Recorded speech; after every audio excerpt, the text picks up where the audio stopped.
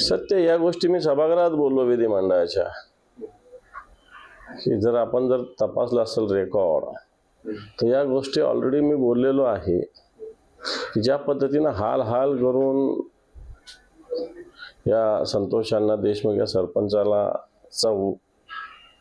खून करण्यात आला, त्याप्रमाणे आरोपी आणि पोलीस यांचे हॉटेलमधले व्हिडिओ समोर आहे आणि पोलीस स्टेशन समोर नुसतं गाणं नाही वाजवलं तर पोस्टर्स लावले होते, बाप तो बाप रहेगा.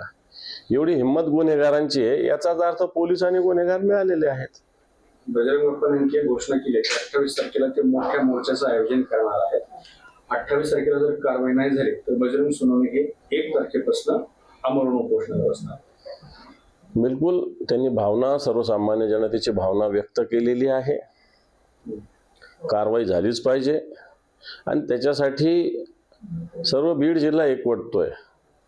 दहशतवाद, गुंडागर्दी याच्या विरुद्ध बीड जिल्हा एकवटतोय, कारण बीड जिल्ह्यामध्ये ज्या पद्धतीनं दादागिरी होते, दहशतवाद होतो, गुंडागर्दी होते, सर्वसामान्य माणसाचा आवाज दाबला जातो, दिवसा ढवळ्या पिस्तूल घेऊन लोक फिरतात, पोलीस त्यांना संरक्षण देतात, तर याच्या विरुद्ध आवाज बीड जिल्ह्यातील जनतेनं उचललाच पाहिजे आणि तो उचलत असेल तर त्याला जनता मोठ्या प्रमाणावर सहकार्य करेल.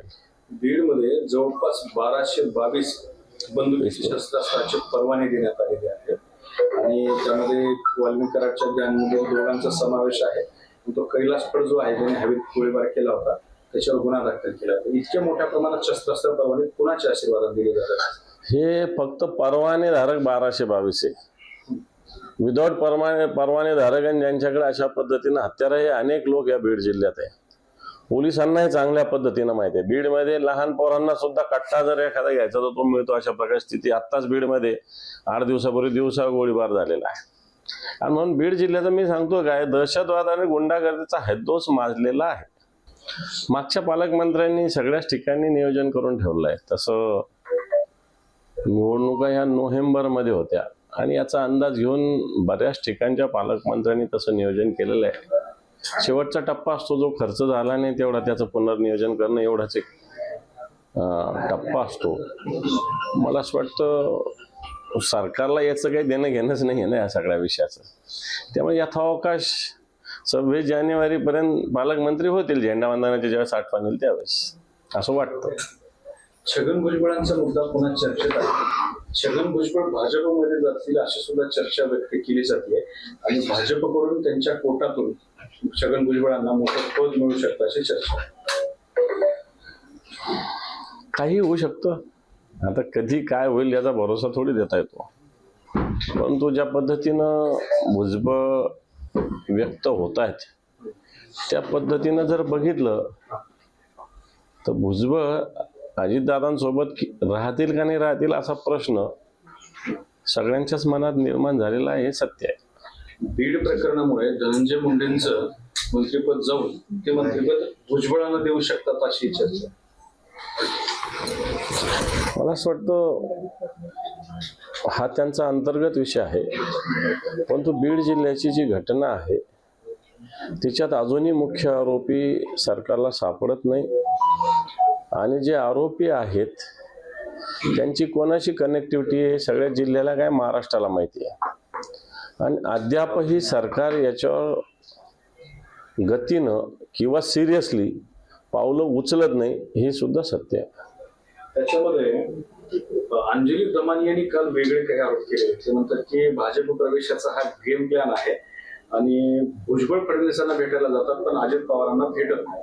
भेटीचा राजकीय अर्थ घ्यायचा तर तो म्हणजे भाजप प्रवेश. हे तर मी कालच बोललेलो आहे की अजितदादांची भुजबळांची भेट होत नाही अजून आणि फडणवीसांची भुजबळांची भेट होते. याचाच अर्थ काय हे समजून घेतलं पाहिजे. त्यामुळे अंजली दमानिया जे काय बोलले ते काय चूक आहे असं मला तरी वाटत नाही. हे सर्व थोतांड महाराष्ट्र प्रचंड जातीवादी हे डोक्यात फिट करून मला नाही वाटत असं. एखाद्या घटनेमुळे महाराष्ट्राला जातीवादी म्हणणं मला वाटत नाही. महाराष्ट्र पुरोगामीच आहे. छत्रपती शिवरायांच्या, महात्मा ज्योतिबा फुलेंच्या, डॉक्टर बाबासाहेब आंबेडकरांच्या आणि शाहू महाराजांच्या विचारावर चालणारे राज्य आहे. एक अर्धा माणसाने जर मला असं वाटतं असा विचार सोडला असेल तर महाराष्ट्र तसा झाला असं समजता येणार नाही असं मला तरी वाटतं.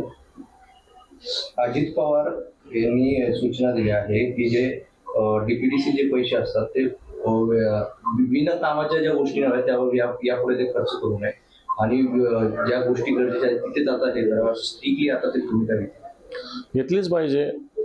कारण तिथले पालकमंत्री स्वतःच्या मतदारसंघात एकतर निधी मोठ्या प्रमाणात येतात. एक दुसरी गोष्ट, वेगवेगळ्या नावाखाली अतिरेकी बिनकामाचा खर्च केला जातो.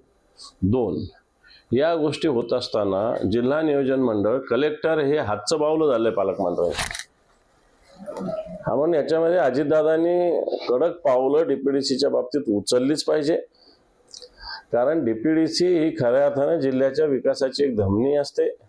ठीक आहे, राज्यस्तरावर निधी येत असतो, परंतु तेवढंच महत्वाचं जिल्हा नियोजन मंडळ असतं. अजितदादा सारखा करारी बाण्याचा माणूस निश्चित याच्यात जर तीव्र आणि कडक पावलं उचलले तर मला असं वाटतं जिल्ह्याच्या विकासाचं एक नियोजन शिस्तबद्धरित्या पुढे जाऊ शकेल. गेल्या काही वर्षात ईडीवर अनेक गंभीर आरोप झाले. आता सुप्रीम कोर्टाने ईडीला एक लक्ष्मण रेषा आखली आहे, ज्यात ईडीला मोबाईल आणि लॅपटॉप तपासण्यासाठी आता अनुमती नसणार. म्हणजे इलेक्ट्रॉनिक वस्तू ज्या रेड पडल्यानंतर खासगी इलेक्ट्रॉनिक वस्तू ईडी जप्त करायचा, आता ते करू शकत नाही असा न्यायालयाने सांगितलेलं आहे. चांगलं आहे, कारण ईडीची दहशतवाद, ईडीची सुद्धा दादागिरी आहे. तसं ईडी सत्ताधाऱ्या पक्षाच्या हातचं बावलं बनलेलं आहे आणि म्हणून हळूहळू होत नाही सुप्रीम कोर्ट जागं होत आहे. याचं स्वागत आहे. देवेंद्र फडणवीस यांची बदनामी करणारे व्हिडिओ काही पोस्ट केल्याबद्दल सायबर सेलने आता कारवाई सुरू केलेली आहे आणि अनेकांवर आता गुन्हे दाखल सुरू केले. सगळ्यांच्याच बाबतीत असं व्हायला पाहिजे. हो, फक्त देवेंद्र फडणवीसांची काय, बाकीच्यांची पण बदनामी केली जाते, त्याच्यावरही तशीच कारवाई व्हावी. नुसतं फडणवीसांची केली म्हणून होऊ नये, फडणवीसांची केल्यावरही व्हावी. कारण ते राज्याचे मुख्यमंत्री, त्यांचा आदर केलाच पाहिजे, त्याच्याविषयी माझ्या मनात काही शंका नाही. पण असाच आदर सगळ्यांच्या विषयी असला पाहिजे, हे तेवढंच महत्वाचं आहे. हे सर्व थोतांड महाराष्ट्र प्रचंड जातीवादी हे डोक्यात फिट करतो. मला नाही वाटत असं. एखाद्या घटनेमुळे महाराष्ट्राला जातीवादी म्हणणं मला वाटत नाही. महाराष्ट्र पुरोगामीच आहे.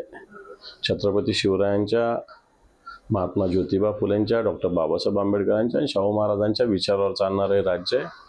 एक अर्धा माणसाने जर मला असं वाटतं असा विचार सोडला असेल तर महाराष्ट्र तसा झाला असं समजता येणार नाही असं मला तरी वाटतं. अजित पवार यांनी सूचना दिल्या आहे की जे डीपीडीसी जे पैसे असतात ते विभिन्न कामाच्या ज्या गोष्टी नव्हे त्यावर यापुढे ते खर्च करू नये आणि ज्या गोष्टी गरजेच्या आहेत तिथेच आता हे स्ट्रिक्टली आता ते भूमिका घेतलीच पाहिजे. कारण तिथले पालकमंत्री स्वतःच्या मतदारसंघात एकतर निधी मोठ्या प्रमाणात येतात. एक दुसरी गोष्ट, वेगवेगळ्या नावाखाली अतिरेकी बिनकामाचा खर्च केला जातो. दोन, या गोष्टी होत असताना जिल्हा नियोजन मंडळ, कलेक्टर हे हातचं बावलं झालंय पालकमंत्री. हा म्हणून याच्यामध्ये अजितदादांनी कडक पावलं डीपीडीसीच्या बाबतीत उचललीच पाहिजे. कारण डीपीडीसी ही खऱ्या अर्थाने जिल्ह्याच्या विकासाची एक धमनी असते. ठीक आहे, राज्यस्तरावर निधी येत असतो, परंतु तेवढंच महत्वाचं जिल्हा नियोजन मंडळ असतं. अजितदादा सारखा करारी बाण्याचा माणूस निश्चित याच्यात जर तीव्र आणि कडक पावलं उचलले तर मला असं वाटतं जिल्ह्याच्या विकासाचं एक नियोजन शिस्तबद्धरित्या पुढे जाऊ शकेल. गेल्या काही वर्षात ईडीवर अनेक गंभीर आरोप झाले. आता सुप्रीम कोर्टाने ईडीला एक लक्ष्मण रेषा आखली आहे, ज्यात ईडीला मोबाईल आणि लॅपटॉप तपासण्यासाठी आता अनुमती नसणार. म्हणजे इलेक्ट्रॉनिक वस्तू ज्या रेड पडल्यानंतर खासगी इलेक्ट्रॉनिक वस्तू ईडी जप्त करायचा, आता ते करू शकत नाही असा न्यायालयाने सांगितलेलं आहे. चांगलं आहे, कारण ईडीची दहशतवाद, ईडीची सुद्धा दादागिरी आहे. तसं ईडी सत्ताधाऱ्या पक्षाच्या हातचं बावलं बनलेलं आहे आणि म्हणून हळूहळू होत नाही सुप्रीम कोर्ट जागं होत आहे. याचं स्वागत आहे. देवेंद्र फडणवीस यांची बदनामी करणारे व्हिडिओ काही पोस्ट केल्याबद्दल सायबर सेलने आता कारवाई सुरू केलेली आहे आणि अनेकांवर आता गुन्हे दाखल सुरू केले. सगळ्यांच्याच बाबतीत असं व्हायला पाहिजे. हो, फक्त देवेंद्र फडणवीसांची काय, बाकीच्यांची पण बदनामी केली जाते, त्याच्यावरही तशीच कारवाई व्हावी. नुसतं फडणवीसांची केली म्हणून होऊ नये, फडणवीसांची केल्यावरही व्हावी. कारण ते राज्याचे मुख्यमंत्री, त्यांचा आदर केलाच पाहिजे, त्याच्याविषयी माझ्या मनात काही शंका नाही. पण असाच आदर सगळ्यांच्या विषयी असला पाहिजे, हे तेवढंच महत्वाचं आहे. महिलांना कुठली मुलगी? मुलगी जिल्ह्याबाहेरची आहे, तिथे शिक्षणासाठी आली होती. मग कंप्लेंट कसं झालं, कुठं झालं? तर तिची लोकेशनवरून ट्रेस झाली ती, मग त्याला आणलं पोलिसांनी आणल्यानंतर तिने स्वतः सांगितलं की मी परभणीला गेले, माझी मदत करतो म्हणून मला असं कार्य केलं. म्हणजे ती कुठेही सुरक्षित नव्हती कसे. कोणत्या जिल्ह्यात घडलं? परभणी, नाशिक, पुणे, पुसद, नांदेड, पुसद. मला आहे ना काय काय होऊ लागलं. कशा कशाचे प्रश्न उचलावे असे मला नाशिकबद्दल असं होतं. नाही, कधी कधी असं वाटतं आता कोणतेच प्रश्न उचलू नये का, अशी सुद्धा स्थिती येते ना. ते मिळाले ना. हे चला मला एक 5 प्रश्न असेल तर बघा ना मला. चला आम्ही रोल आहे परत बंद